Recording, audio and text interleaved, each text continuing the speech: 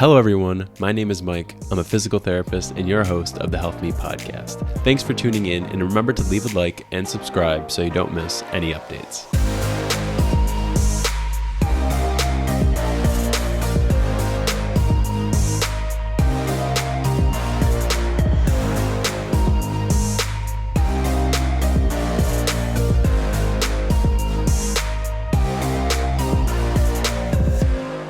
What's going on, everyone? We are back to interviews this week where we sit down with a Mayo Clinic certified wellness coach with nearly 20 years of experience.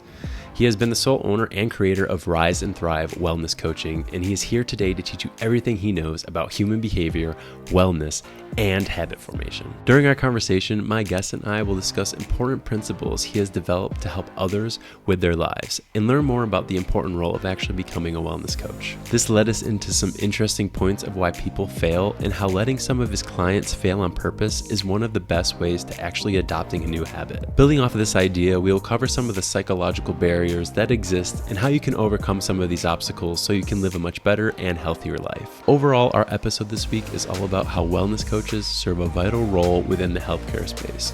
And with the lessons our guest has, it can make all of our roles as healthcare providers or even patients better. If you're not in the healthcare space, this interview will teach you how to find a better coach, a mentor, trainer, or even a doctor, which of course is becoming more and more difficult nowadays with today's healthcare system. Nonetheless, this conversation was super impactful to me and had me thinking more about my role as a physical therapist and how I can be better at providing value for all my patients. Without spoiling any other details, here's my conversation with Jason Gootman.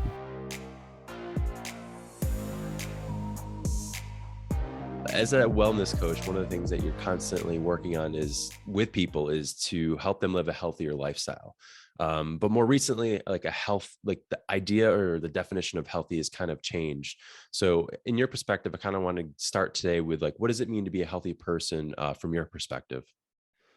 Yeah, it's funny because it's a hard word. Defining healthy or wellness or well-being is tricky because the words almost define themselves. It's one of those things we know it when we see it, or we know it when we're experiencing it. I think a neat way to define the word wellness, with branching out to some other words, is to combine the words happy and healthy. Mm, I think somewhere, with Rene Descartes, and when we started thinking of um, our bodies, hearts, and minds separately, those ideas formed. But when I think of someone who's well, they tend to have the qualities of what we would describe as both happy and healthy. Um, Another, I think, a decent word for defining well is alive.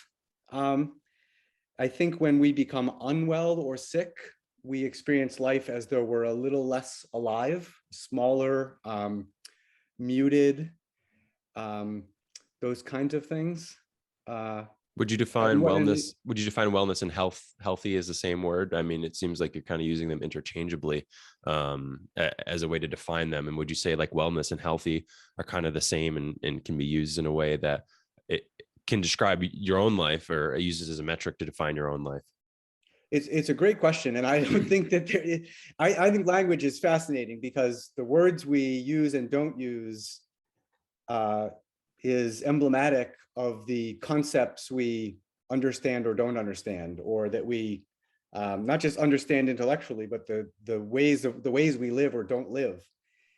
And to one very interesting thing is the National Board for Health and Wellness Coaching couldn't make up their mind because they decided to call themselves the National Board for Health and Wellness Coaching. Right.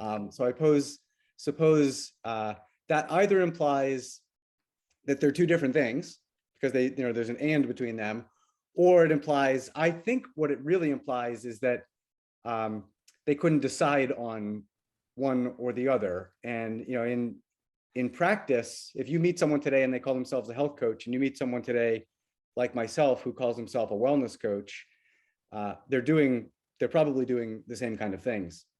Why I prefer the word wellness is I think the word health largely became defined as the absence of sickness, and wellness has a more positive connotation. It's kind of like full of life or full of well-being or something like that.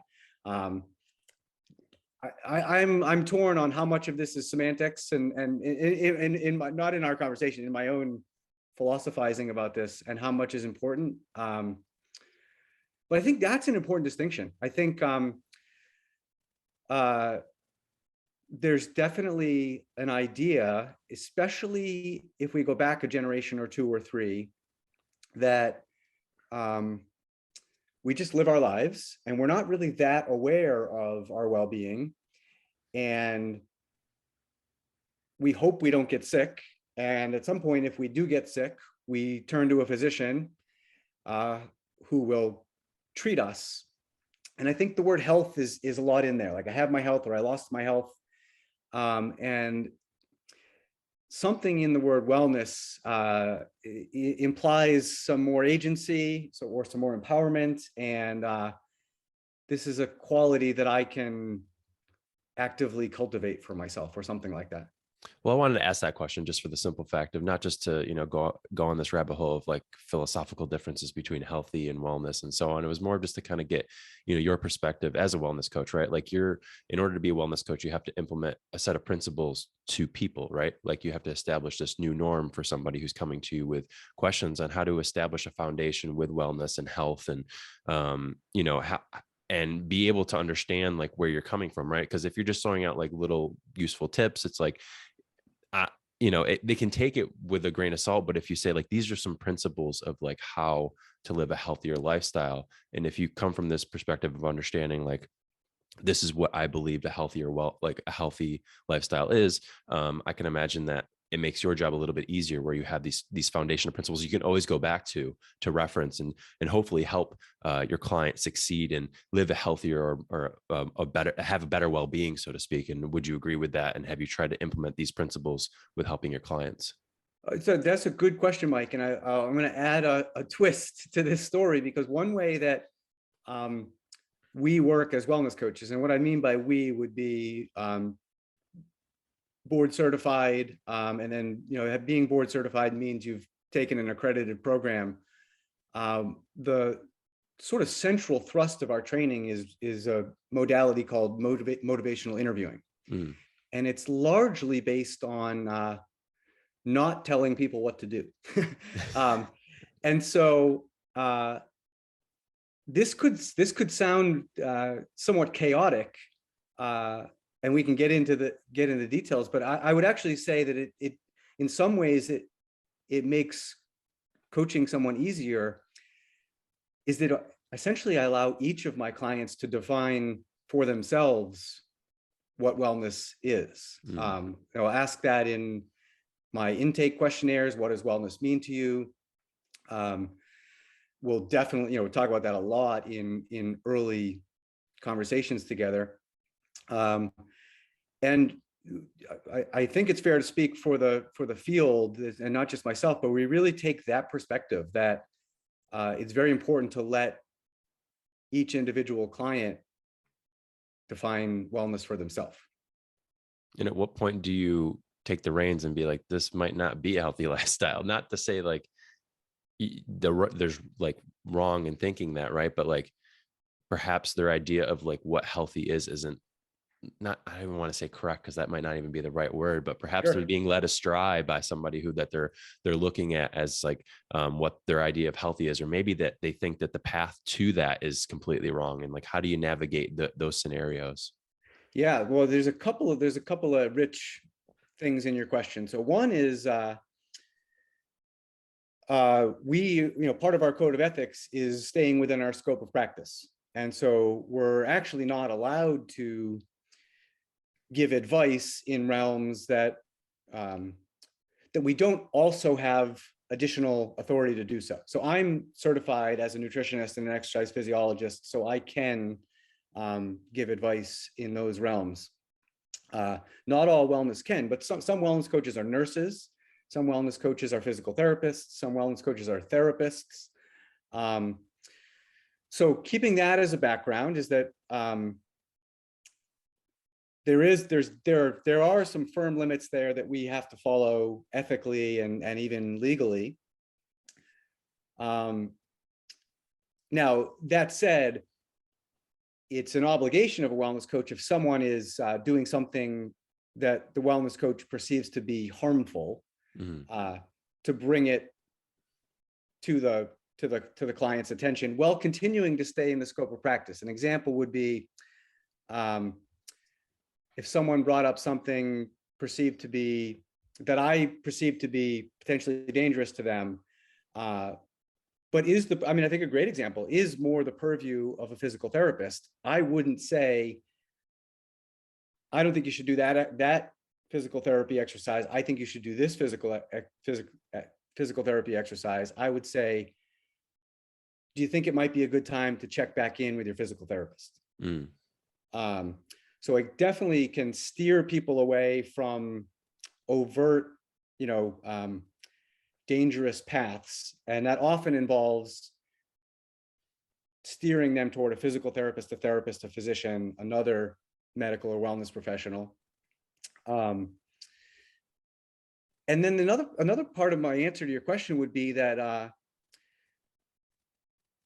almost like, if it's, no one's letting anyone, it's not about letting someone, really, really harm themselves, as I just said. But if someone is convinced that they want to try something, I'll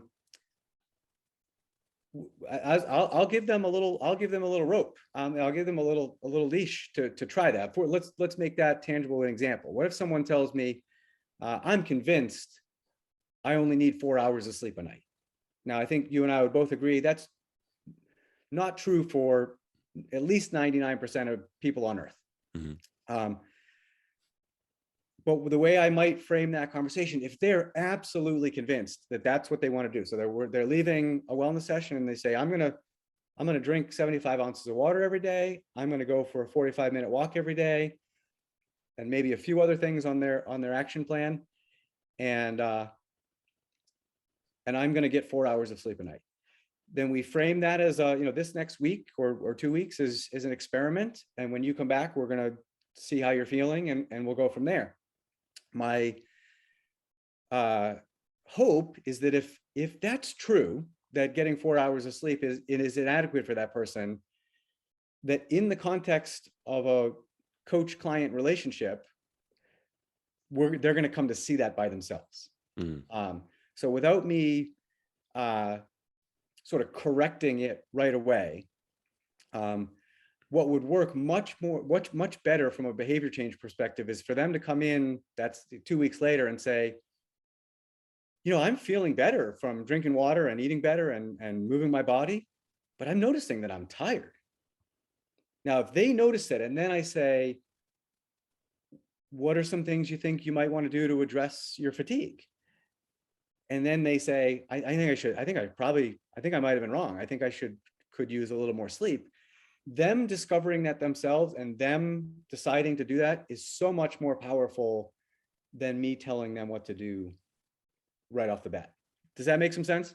Absolutely. Well, it's like you're using you're giving, I like the idea of like giving them a little bit of rope, but also it's like, you're almost like this angel on their shoulder. And at the same time, and like the devil kind of idea where you're just like, hey, like, let's try this out and see what happens. And then it's like, well, why do you think that is happening? And you're almost building off of what their subconscious thinking might be thinking, rather than, again, intervening and being like, hey, do this. Like, and the reason why like they're coming to you and asking you questions is because they had this question because it just came to their mind, and like, maybe I'm just this person, and they don't know the answer to the question, right?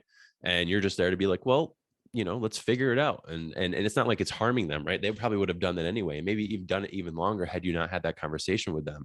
So I like that you're nudging gently and perhaps letting them fail appropriately without causing harm. And I think that's what defines a good coach, as well as something that you probably had to practice for a long period of time, I assume. Well, it does take practice not to, in motivational interviewing, it's referred to as the righting reflex, like righting a ship or righting something that's falling, is when someone is sitting across from you and you can tell they're going astray. I don't know if it's human nature or it's part of our conditioning in our culture. You want to fix it. And we just know that it's much more powerful if they can come to discover it and fix it themselves. And the one thing we do really, really well as wellness coaches is we serve as a mirror and a magnifying glass. So whatever is there for them, they see it a lot, and they see it clearly. And so without me, let's say with that example person, they were coming back for multiple sessions and still convinced, because they had a belief around it or something like that. They were convinced that they only needed 4 hours of sleep, but they also kept telling me they were tired. I would keep telling them that they keep telling me they're tired in one way or another. And likely the other things that would come up, right? They might say, I'm still not very focused at work.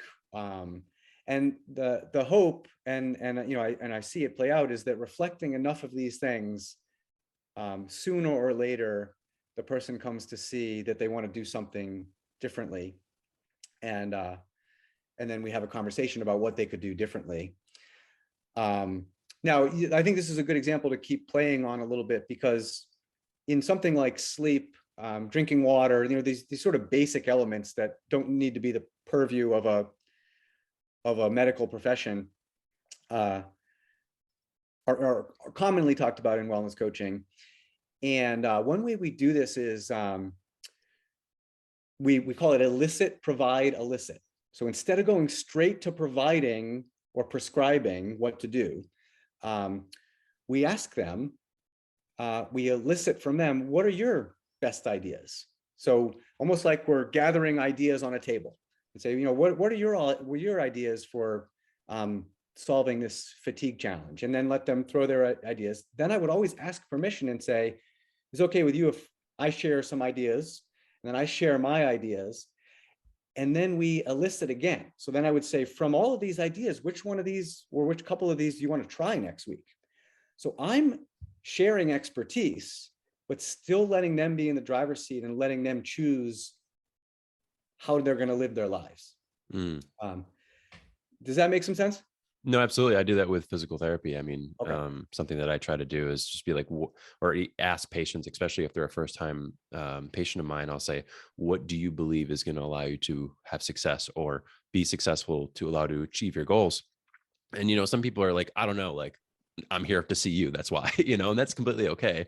Right. But sometimes you get a little bit insight into what their preconceived beliefs are and like what they believe are going to make them better, whether it be massage or whether it be exercise or whatever it may be. And it's definitely provided a lot of insight and just be like where they are in their exercise journey or their journey with pain, so to speak. Because again, with pain, you're seeing people that change their lives just in general as in the scope of wellness, but with pain, there can be sometimes even more emotions, not saying more or less, but sometimes there's just a lot of anxiety around this pain because they develop this relationship with pain. And certainly if there's something that the patient can give you or a client can give you information wise that can help you, that's from them. It makes them feel more involved with their plan of care, makes them feel that they are, or at least I believe that they feel that way. They believe that they're more involved with their plan of care, and you can provide a exercise program or physical therapy session that is very individualized and something that is, meaningful to them.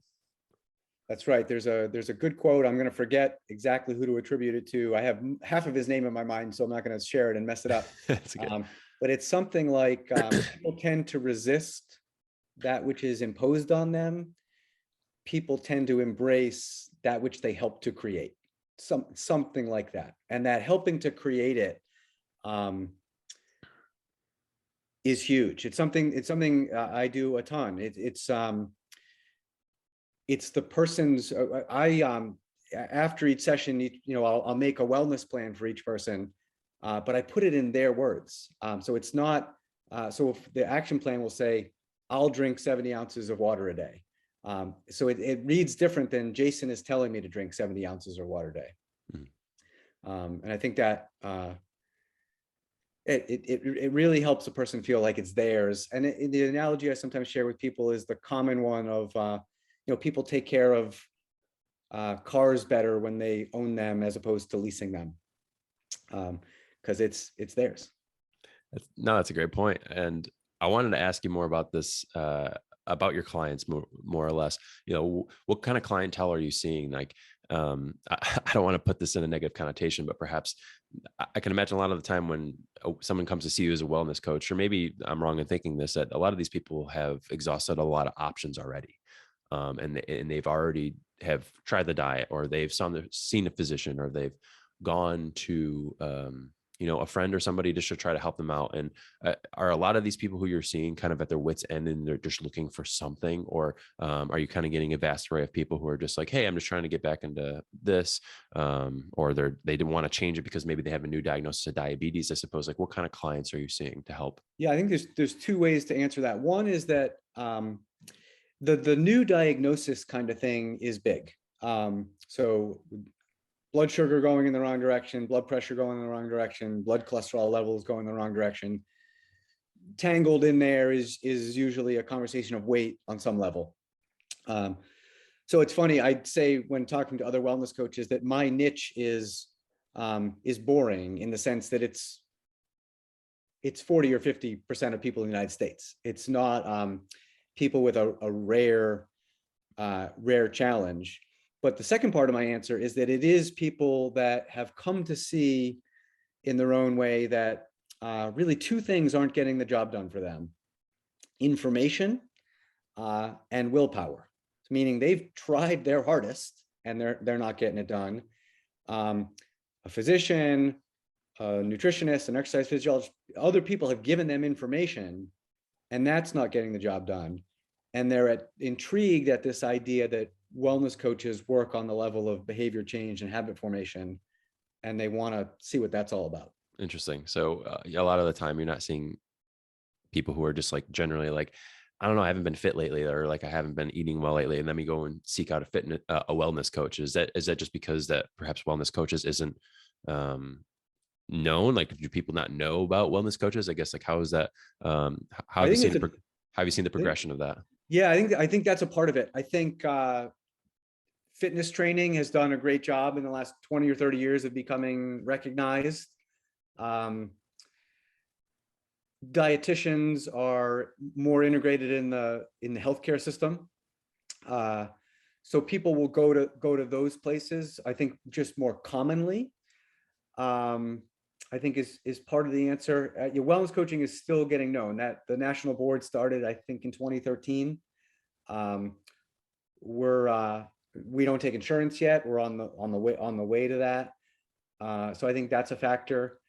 I also think tangled in there is, combined with that intrigue of they're going to work with me on the level of behavior change and habit formation, is also some fear around that, because it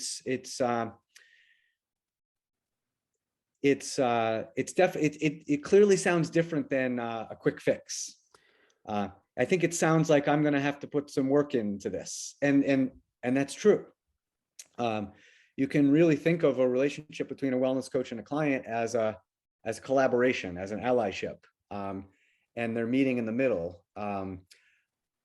I'm not requiring them to suck it up, pick themselves up by the bootstraps and do it by themselves. On one end of the spectrum, I'm also not going to do it for them. Yeah. And I think what they see in some of those other worlds is someone will do it for them.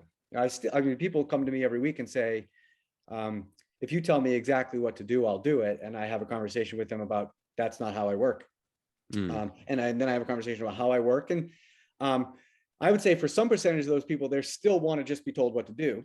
But some percentage are like, oh, I didn't even know there was a way to this whole collaboration way of doing it. That sounds pretty awesome. I just didn't know about it.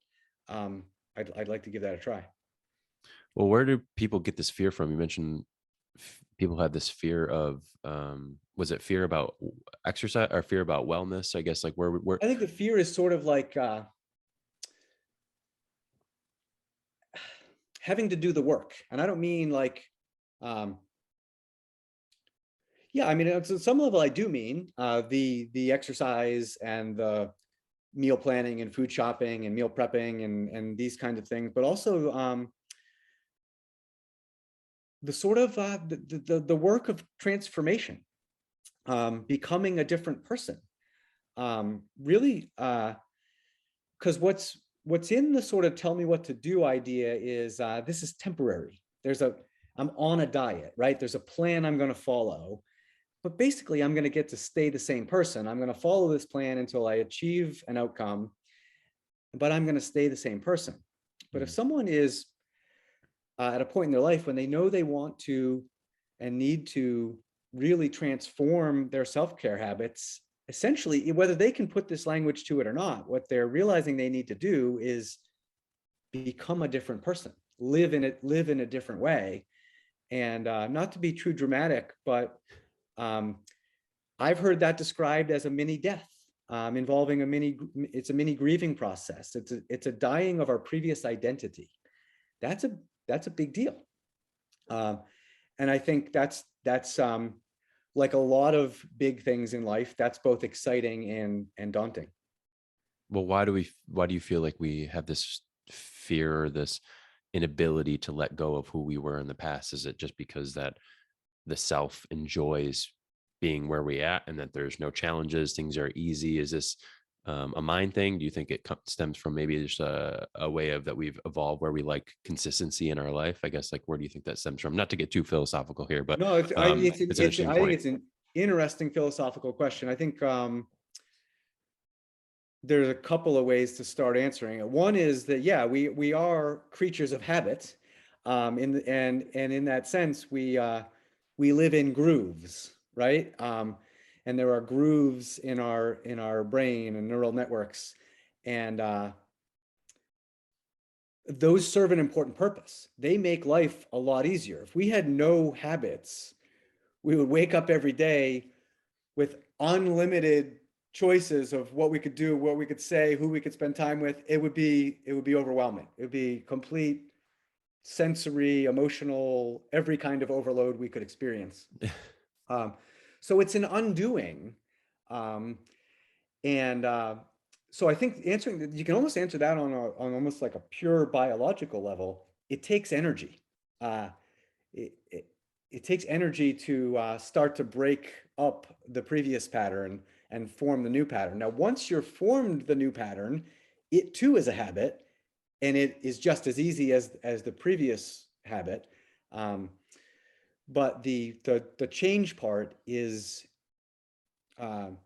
requires energy, and I think a human being, a mammal, and maybe any animal is unconsciously resistant to something that requires a big infusion of energy. So that's sort of a biological or physiological way of answering it. Now, there are ways to work with that. I mean, essentially, you could summarize wellness coaching as helping a person cultivate the energy to overcome the inertia of being stuck where they are. Mm-hmm. But I think that's a first part answer to your question. More of a psychological answer is who we are in terms of our personality, what some people might call ego, has a purpose that is protective. We developed it largely to keep us from feeling pain. And so letting that go is like, to use maybe a physical therapy metaphor, is like taking the brace off before you might be ready to take the brace, before you trust that the structures underneath are strong enough. So I think that's a challenge. And again, wellness coaching, but I would also add any form of really good support serves as something like, I'll use another physical therapy example, serves as like crutches, something that allows you to start doing the new thing with a little help. Until you can throw the crutches off, or training wheels on a bicycle kind of thing. That's how what's really coming to my mind right now is when a contractor, they're like replacing, say like the posts that hold up a deck. They'll put in temporary posts while they're digging new holes or whatever they need to be doing, right? That's kind of what it takes. Like it's very, very hard to just rip the old identity off and become the new identity. Now, because we see this happen. This is what happens when people go to a personal growth weekend and they're just full of motivation. Like they're on a scale of 0 to 100, they're 1,000. And by Tuesday or Wednesday of their regular life, it's essentially worn off. Yeah, where does that Um, go? I almost think it's something like they didn't really have it. They it was having it was illusory or transient or something like that. Was it Uh, I just person not to interject. I just feel like it's perhaps they're not ready. Like perhaps they're not mm, they're they fascinate or they fall in love with the idea of this person they want to become, mm, but in that energy of like falling in love with this person they want to become, they don't understand that roadmap to get there. And once they see that, they're like, oh, never mind, and they go back into their what they know best. And maybe I'm wrong in thinking that, but perhaps I've seen that with physical therapy is like I get people sometimes who are highly motivated if they want to come in and they want to change everything, and that's great, and I want to work with them. um but sometimes you have to slowly like get them to be like, yes, but also you're playing a long game, and if you're bringing in all this energy now, like let's take that energy and span it over the next 20 years of your life, because mm, you're going to have to maintain this. It's a marathon, so to speak. mm. And I don't have that conversation right off the bat when we first come in, and I'm excited that they're there for physical therapy, but maybe you could speak to this and what you believe your beliefs are. But I think it's just that people fall in love with the idea of like who they want to become, rather than actually understanding like what it takes to be this person that they want to be. Yeah, I think there's definitely something to what you're talking about, and I would say that to use your words, because I think they're in a good description, falling in love with who they want to be or who they know they can be, um, isn't useless. Um, it serves almost like a preview of coming attractions or a trailer. They can sort of see where they're going. But as you're saying, I think it's very important to then tie that to the next step right in front of them. Um, because it's yeah, it just there's something about us that we like to experience results. We like to see that we're doing the thing. So let's make this a little bit more tangible. Let's say someone comes to you and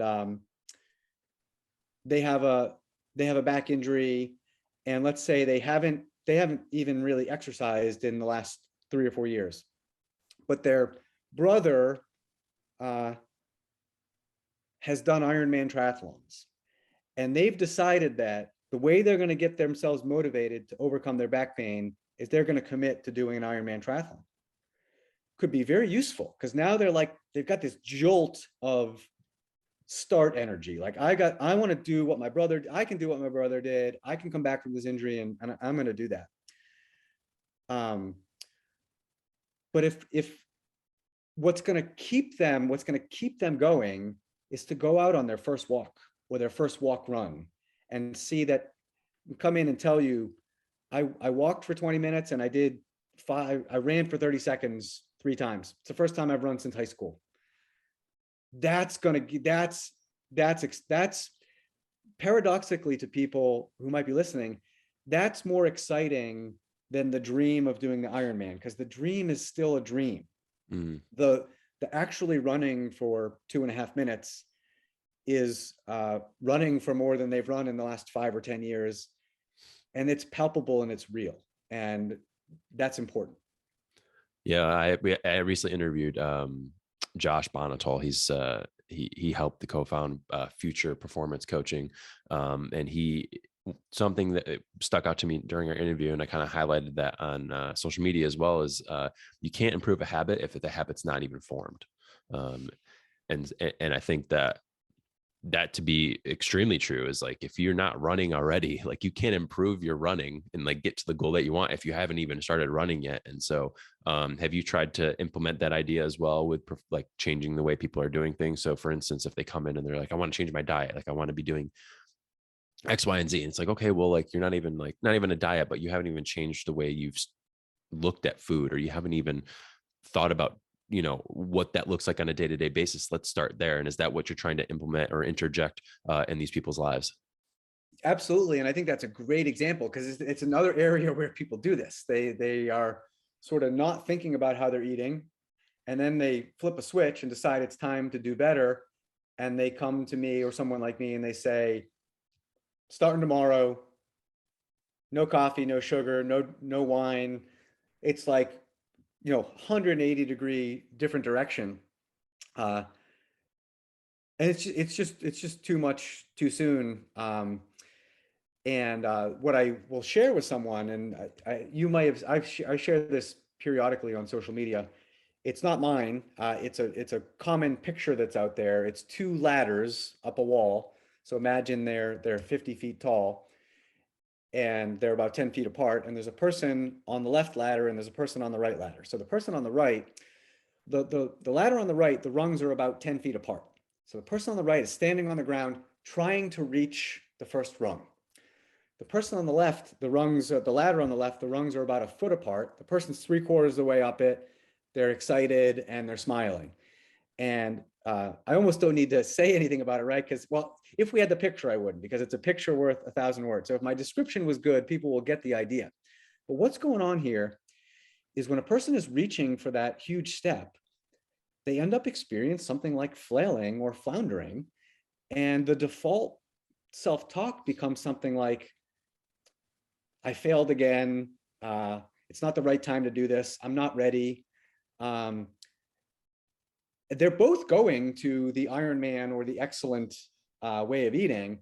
The person on the left, what they did is they decided what I'm going to do for the first week. Only thing I'm going to do is I'm going to focus on drinking enough water each day. And then I'll come back to you next week and we'll talk about my breakfasts. And then we'll come back the next week and we'll talk about my lunches. And what I like to tell people is it doesn't take forever, because you see this with exercise.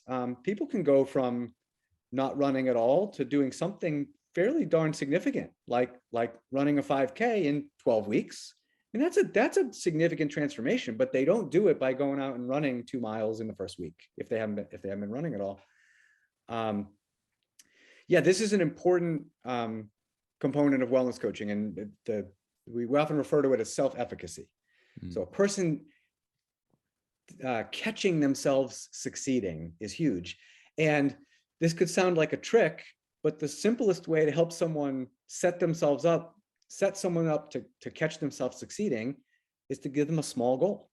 Now that go big or go home culture would be like, this is an interesting conversation, because they think if the goal isn't big, audacious, and scary enough, you can't get the person off the couch. Mm-hmm. I think have the big, audacious, scary, I'd prefer to maybe call it exciting goal, and pair that with baby steps.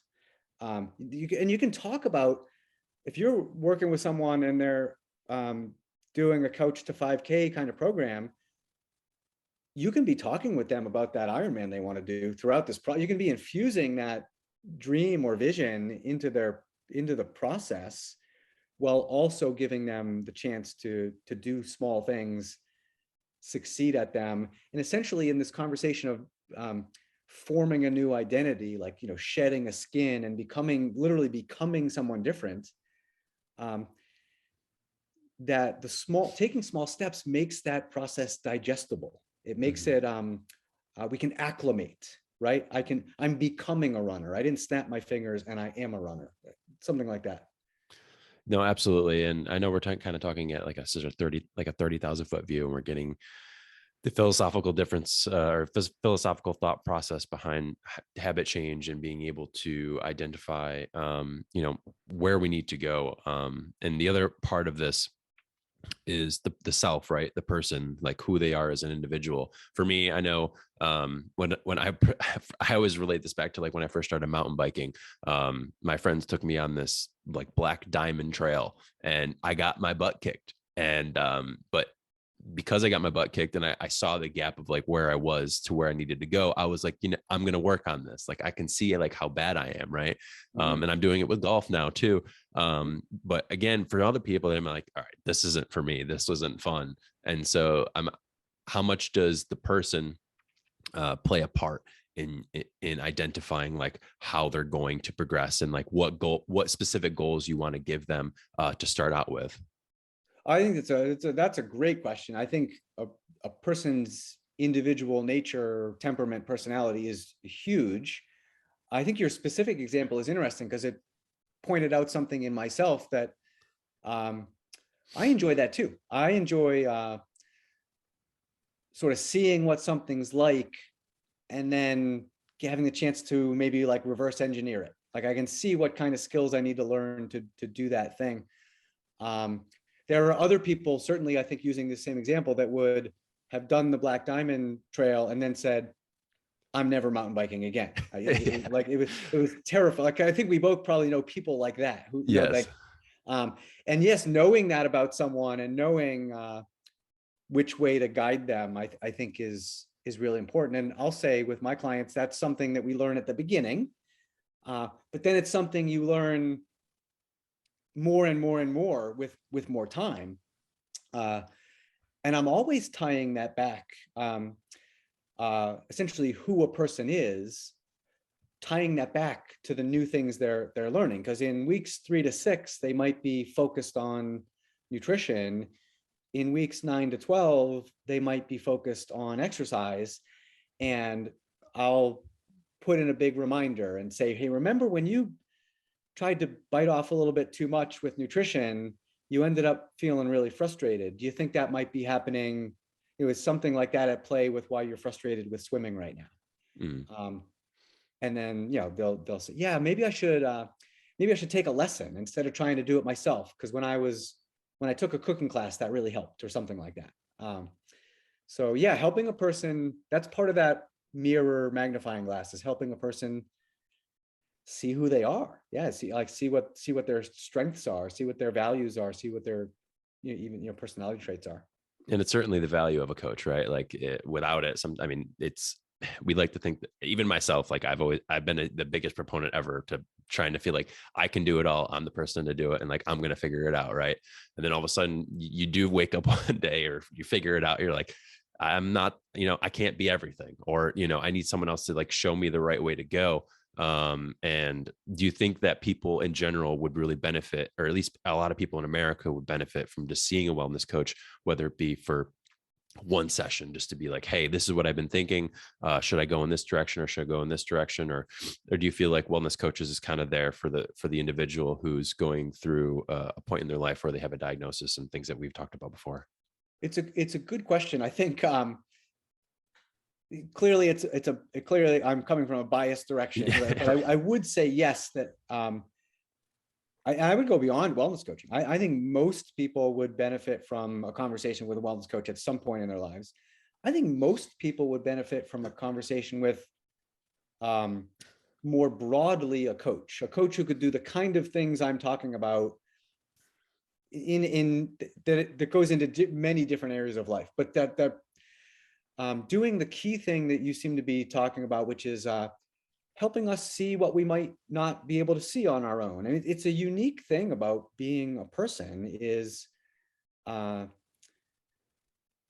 we can, it's that middle ground I was speaking to earlier. It seems to be our optimal state of living is not trying to do everything ourselves and not expecting other people to do things for us, Mm-hmm. but somewhere in the middle of those things where we're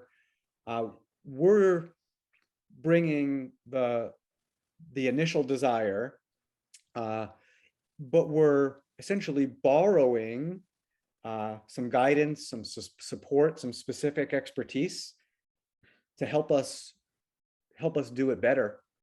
I would say most of the coaches I know have some relationship with another coach, Mm-hmm.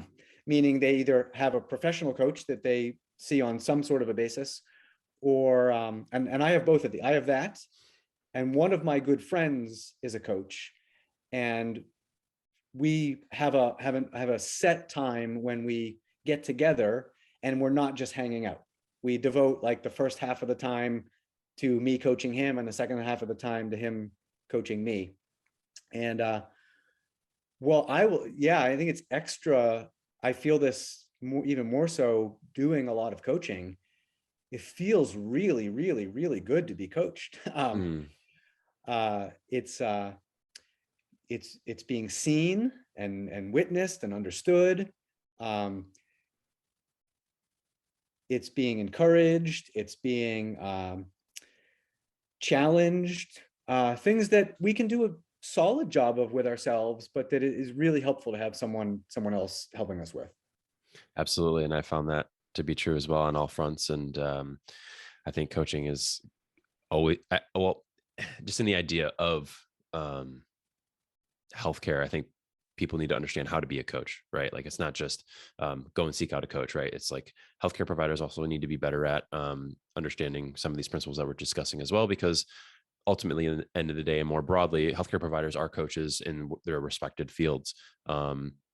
And for those who are listening, maybe that are providers, I guess, do you recommend that they get some help or at least ongoing coaching on how to be a better coach, if that makes sense? Do you think that, or even getting a perspective from another discipline would be helpful? I know from this podcast, it's been super helpful because I get to hear perspectives from other providers and how they do things. And that's been super helpful for me in my clinical practice. And do you believe that a lot of healthcare providers can benefit from from this coaching and learning how to do motivational influencing and so on? Yes. So I think, I think, and what's neat is motivational interviewing is very accessible, meaning there are courses that go from, I don't know the fullest details, but you could take a year-long immersion and you could take 2 hours. And they'll all give you an opportunity to start to learn some coaching skills. And I think it's so helpful in life in general. These kind of coaching skills can be used in management and are used in management. They can be used in parenting. And especially if any medical or wellness professional is helping their patients or clients with behavior change, it can be extremely helpful. I think my caveat would be, it's not a black and white caveat, because I think it can be helpful in almost any situation. The caveat I would share is that it requires some time with a patient or client. So not forever and ever and ever, but it takes some time. So if someone's in a seeing people for 10 minutes scenario and they have another job to do in that 10 minutes besides coaching on behavior change, they're probably going to end up frustrated that they have learned some skills and they can't really use them. But if you have any degree of real space to ask patients or clients some questions and really listen for their answers, I think it's very helpful. Yeah, and I think that's where wellness coaches come in, right? Like, in not to harp on physicians, but a lot of the time, physicians only have so much time in the day, and sometimes in other instances, other practices too. Nurses, sometimes they only get so much time with a patient, and so that might not be beneficial to them. But again, if physicians understand the role of a wellness coach and understand the role of a physical therapist, and they know that we're able to spend the time with them, and they know that we're able to benefit, hopefully they would have the wherewithal and the understanding to be like, hey, have you ever thought about talking to a wellness coach? And that's where you guys can provide the most value. That's where at least I can provide the most value, as well as a physical therapist, where it'd be like, if they don't have a relationship with exercise, it's like, like, it's all I do all day. All right. Like, and like understanding that role. And so physicians understand that role, and understanding how to delegate, I think, is also a part of that equation. Yes. And, it's a tricky sell in many ways, because much of the medical system is based around sort of time efficiency, right? Like how to get as many patients through as quickly as possible. But I'll share, this is a recurring anecdote. So a client will come to me. They'll have a diagnosis like you're talking. Usually they'll have a type 2 diabetes diagnosis, which means they've been pre-diabetic for at least a year or two or three. And they've known of me in some level, and the diagnosis is trips them to reaching out to me. We agree to work together for 6 months and we're ready to go. And that arrangement would, between a formal time together and their ability to contact me between sessions, would probably spend about 25 hours together over 6 months. So what is that? It's about an hour a week. So it's not like I'm their live-in chef and fitness trainer and nanny or what, but what they were the reason they came to me is what they got in the medical system was an appointment with I think they'll call themselves like a diabetes counselor. Hmm. Often it's a nurse or a dietitian. Sadly, or to this point, they'll have motivational interviewing training. So to this point of it just takes some time. But what they get to do is they get a 15-minute session, hand the patient with a brochure, and come back in 6 months and we'll measure your blood sugar again. And so I think this is an important anecdote because some people think nobody's got the time or the money for intensive wellness coaching. And what retort to that is we're not saying 10 hours a week for the rest of your life. We're saying 1 hour a week for 6 months, and you've learned it in a sustainable way. You've now got this for I've taught you how to fish, not just given you fish. Hmm. And that 25 hours is a real investment because that person now has optimal blood sugar levels for the next 30, 40, 50 years. And the amount of cost savings, suffering savings, and everything else is huge. And that 15 minutes, no matter how smart, dedicated, well-trained in motivational interviewing, well-trained in nutrition, well-trained in exercise science, that person is, the person that's given 15 minutes to do that job is handcuffed. Can't do that job in 15 minutes. Well, we're talking about like factors that contribute to just general unhealthiness, right? Like you believe that if you were the wellness coach for 1 hour a week for 6 months or even a year, you can really elicit habit change. Um, but there are a lot of factors that people often point to that are contributing to the unhealthiness, as well as like the obesity kind of idea within the United States. Among them is like lack of education, lack of resources to good food sources, as well as like society's just view on health and wellness in general. And do you believe that a lot of that can be curbed with this introduction to wellness coaching over a long period of time, and with that you're able to navigate all of these other issues, or do you believe that they all have equal merit in their value? Yeah, I think they all have equal merit. I think they're all part of the scenario. How I show up in life today is a factor of uh, how I've been educated, how I was raised by my parents, who my current what my current relationships are like, and who I decide to be, and who I can work on becoming in a relationship with a coach or another professional of some other kind. Um, and since change is hard, the way I tend to approach this with a client is we want to use everything that could help us. And one of those things is putting yourself in the best environments, building out the best support system you can besides me. Because right, if someone's learning to ride a bike on really tricky terrain, if they got 3 sets of training wheels, that's more helpful than one set. And ultimately, we want to take mine away.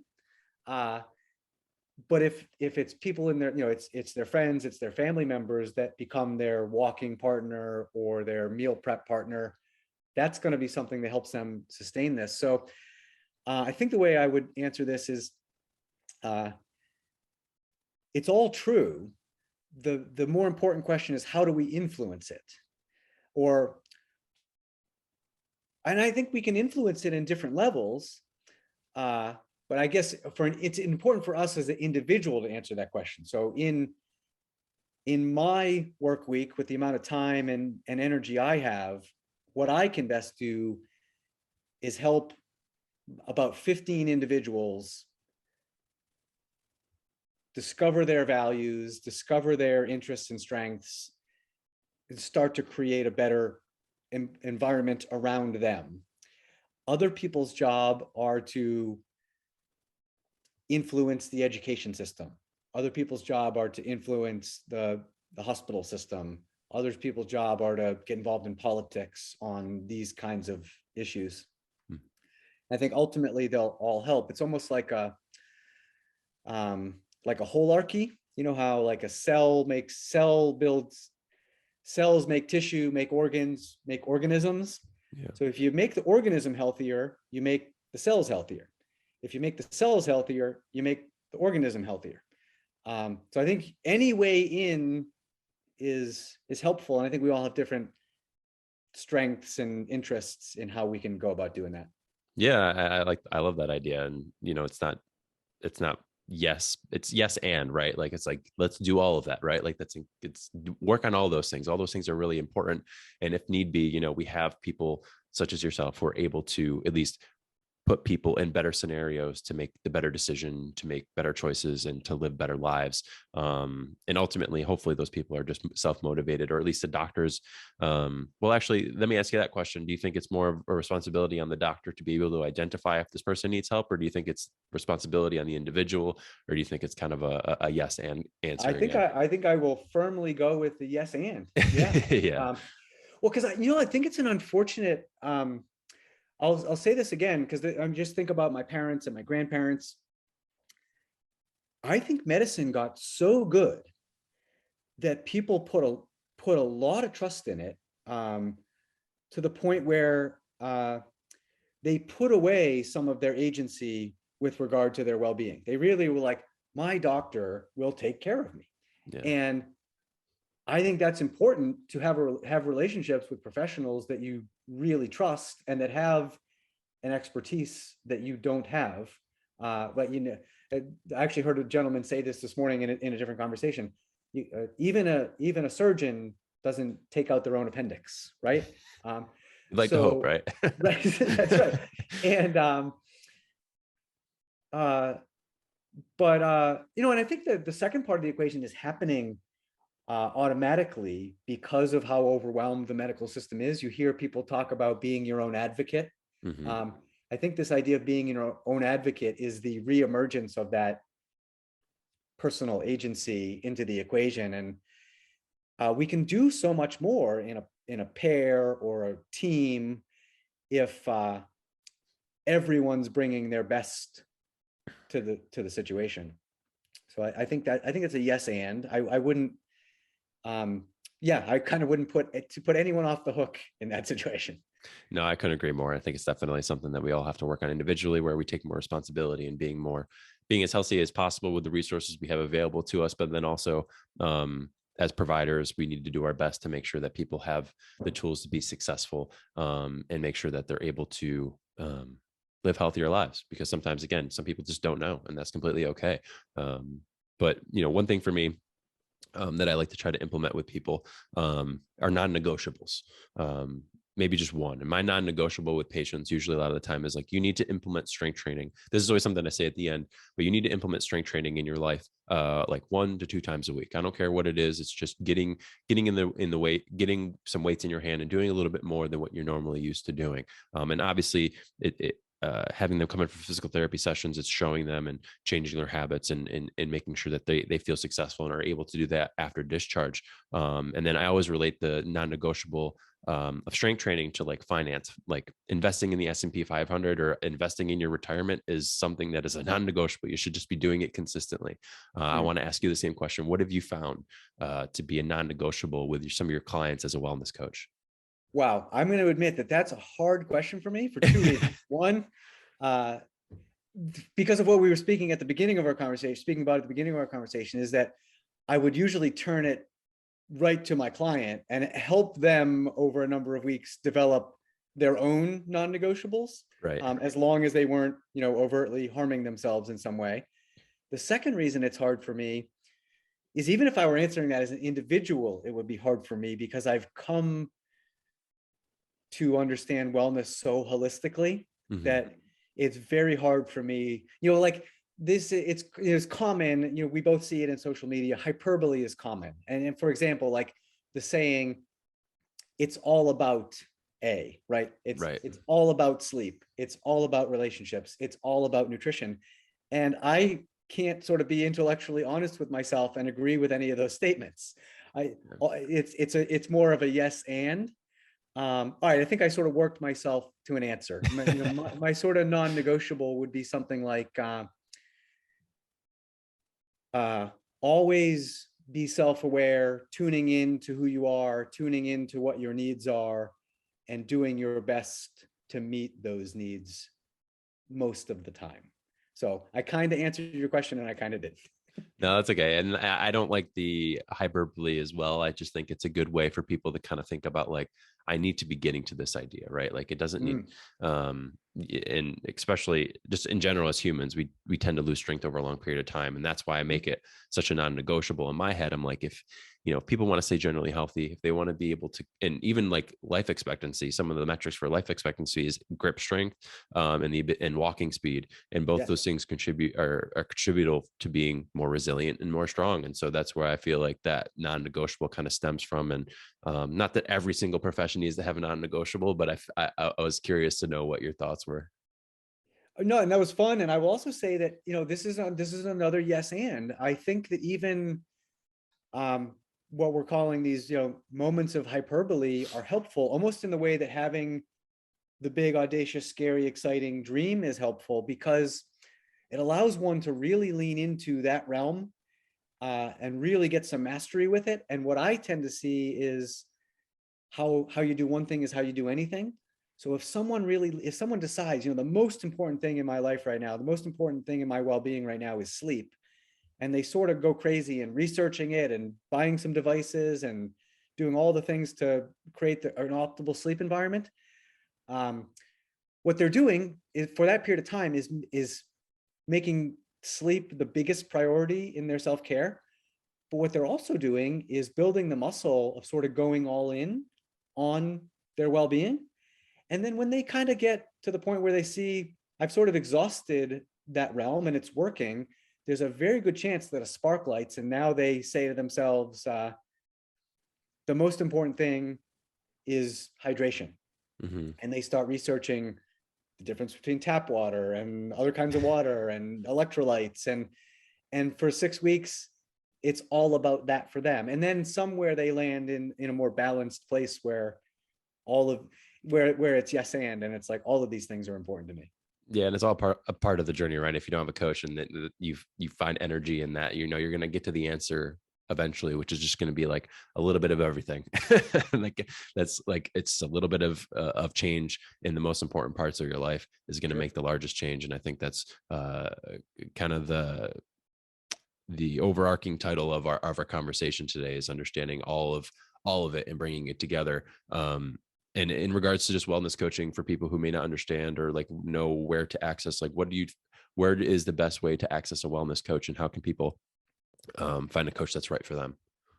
Best Broadway is the National Board for Health and Wellness Coaching's website, who have you can sort of search by location. These days, most wellness coaches will also work via Zoom, so distance is often no object. I think that's the best directory out there right now. Well, Jason, thank you so much for coming on the podcast today. It's really been amazing to kind of go through all these the psychological motivation behind why people stay healthy and fit. And navigating these conversations are always difficult. So I want to thank you for going on this journey with me and having this conversation. We're winding down towards the end of our conversation today, and I'm going to ask you 3 questions that I always ask all my guests.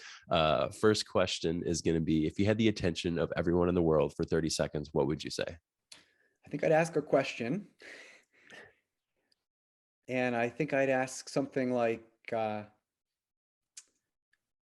something simple but powerful, like, what's most important to you in your life?